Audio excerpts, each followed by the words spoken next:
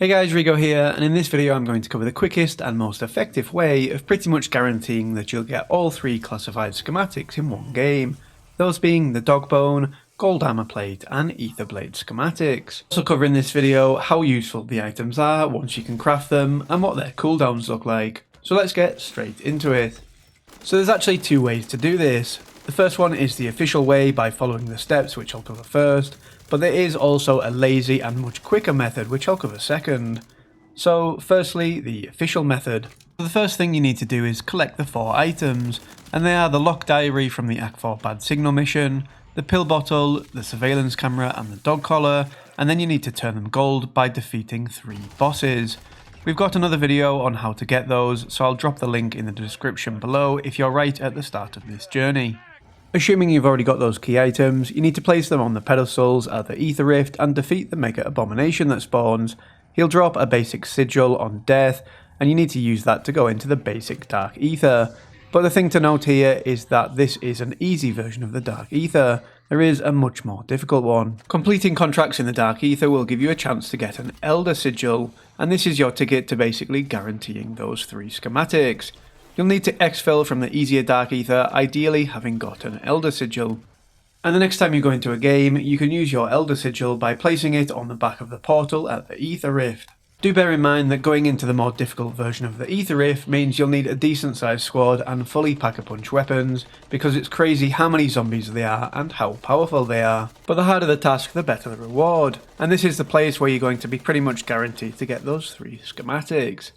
Once you're in, you'll get 3 contracts, but you only have 15 minutes. So you need to watch where the bunnies go in terms of direction once you first load in, because that's where the contracts are.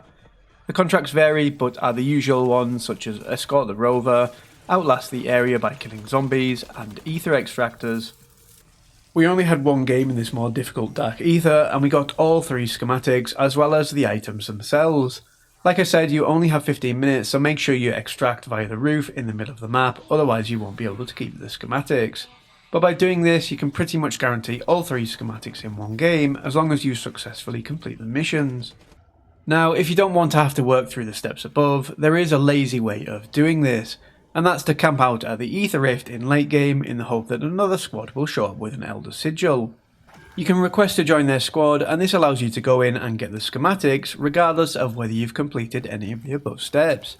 But this is very reliant on another squad being there at the right time and letting you into their squad. So they're the 2 methods of pretty much guaranteeing all 3 schematics. But how useful are they?